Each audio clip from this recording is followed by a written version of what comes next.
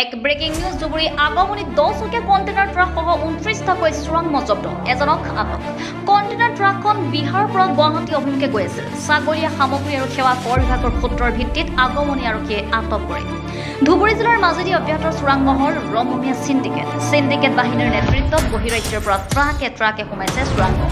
আজিও UP 150-953 number 10 চকীয়া container ট্ৰাকেৰে 29টা চোৰাং মহ লৈ ছাগলীয়াৰে অসমত প্ৰৱেশ কৰে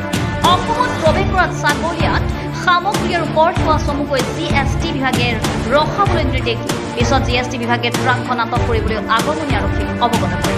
আগমনী আৰক্ষীয়ে ট্ৰাকখন শ্বেৰনগৰ ৰাষ্ট্ৰীয় ঘাইপথৰ পৰা জব্দকৃত ট্ৰাকখনৰ আৰক্ষীয়ে চিপছৰ পেকেটৰ বস্তাৰ আঁৰত লুকুৱাই অনা 29টাকৈ চোৰাং মহ উদ্ধাৰ কৰে অৱশ্যে আৰক্ষীয়ে ট্ৰাকখন জব্দ কৰাৰ পূৰ্বে চালক হেণ্ডিমেনসহ 3জনকৈ লোক পলাই কৰে যদিও ৰাছিদুল ইছলাম নামৰ এজন যুৱকক আটক কৰিবলৈ সক্ষম ধৃত ৰাছিদুলৰ ঘৰ বিলাসীপাৰাত ছাগলীয়াৰে মহৰ সিন্ডিকেট চলোৱাৰ বাহিনীক নাকি লগাবলৈ জিলাখনৰ নতুনকৈ যোগদান কৰা আৰক্ষী অধীক্ষকে কিমান দূৰ সক্ষম হ'ব সেয়াহে অতি লক্ষণীয় বিষয় আগমনীৰ পৰা news desk report Arunodoi Assam তো মই ৰতিদাৰ পৰা আহি আছোঁ তাতে আমাৰ ট্ৰাফিক পুলিচে গাড়ীখন ছিংগল দিয়া আগমনী থানাত লৈ আহিল আগমনী থানাত লৈ আহোঁতে আগমনী আৰক্ষীয়ে আমাৰ অফিচাৰে গাড়ীখনত কিবা সন্দেহমূলক কৰি গাড়ীখন তালা ফটাৰ লগে লগে মহ 29টামান মই অনুভৱ এনে কৰিছোঁ যে 29টামান থাকিব লাগে এইটো এটি ৱেষ্ট বেংগলৰ পৰা আহি আছে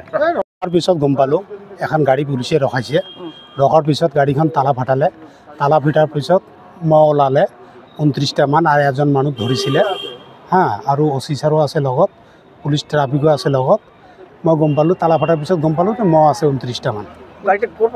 গাড়ীটা ছাগলীয়া ছাইডৰ পৰা আহিছে এতিয়া ক'ত থাকি আহিছে নাহিছে আমি গম নাপাওঁ আমি দেখা যিটো পালোঁ সেইটোৱে গ'লোঁ এজন মানুহ আটক হৈছে বুলি শুনা পালোঁ 29টা থকা বুলি ক'লে এতিয়ালৈকে নামোৱা নাই নামৰ পিছতহে গোটেইখিনি গম পাব হয়তো অফিচাৰে গম পায় আমি পাব্লিক আৰু কি গম পাওঁ আমি দূৰত থাকি চাই আছোঁ